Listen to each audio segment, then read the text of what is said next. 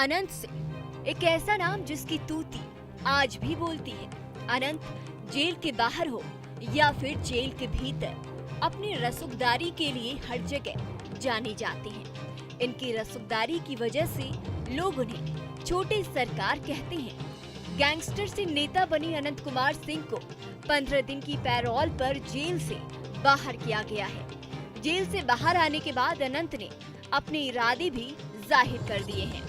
उन्होंने मुंगेर लोकसभा सीट पर जदयू के पूर्व अध्यक्ष राजीव रंजन सिंह की 4 लाख से ज्यादा वोटों से जीत होने की दावा की है। अनंत सिंह की रिहाई को लेकर अब सियासत भी गर्मा गई है।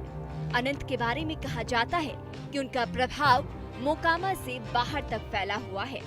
इतना ही नहीं, अनंत की पैरोल को लेकर मुंगेर में ऊंची जाति के भूमियारों को एनडीए के पक्ष में एकजुट करने के प्रयास के रूप में देखा जा रहा है।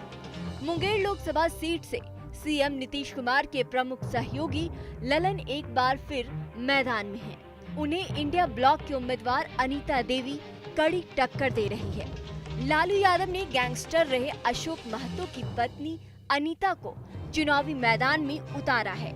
अशोक को समाज और राजनीति में ऊंची जाति के प्रभुत्व का कट्टर आलोचक माना जाता है।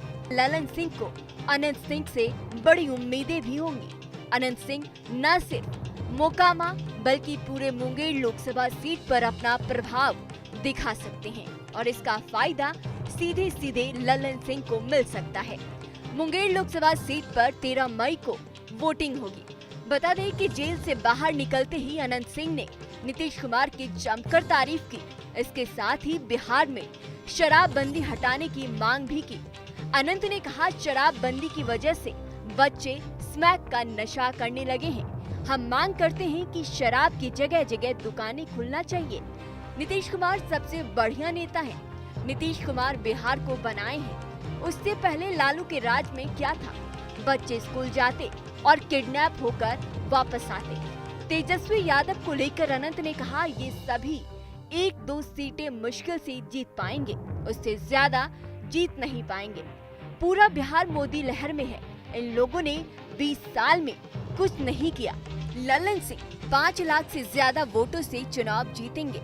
अनंत ने अशोक महतो को पहचानने से भी इनकार कर दिया। उन्होंने कहा कि किसी को नहीं जानता, हम घर के काम से बाहर निकले हैं। दिलचस्प बात यह है कि साल 2019 में नीलम देवी ने कांग्रेस के टिकट पर लोकसभा चुनाव लड़ा था। उनका मुकाबला जेडीयू के ललन सिंह से था।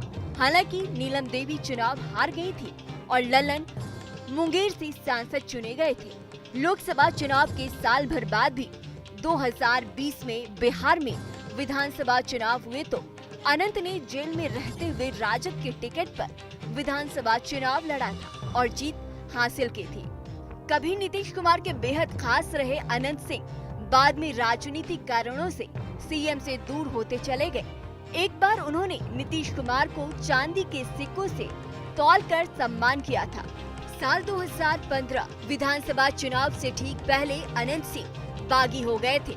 उन्होंने मोकामा सीट से निर्दलीय चुनाव लड़ा और जेल में रहते हुए जेडीयू प्रवक्ता नीरज कुमार को हरा दिया था। एक समय अनंत की तल्खी भरी टिप्पणियां खूब सुर्खियों में रही थी। अनंत और नीतीश के बीच रिश्ते भी उतार चढ़ाव वाले देखने को मिल रहे थे।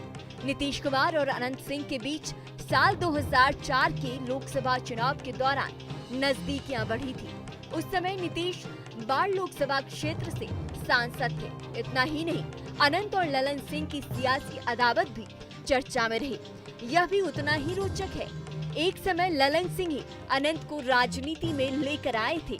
बाद में अनंत सिंह राजद प्रमुख लालू यादव के करीबी हो गए, लेकिन बीते साल ही अनंत की पत्नी नीलम देवी महागठबंधन सरकार के खिलाफ मोर्चा खोलकर चर्चा में आ गई।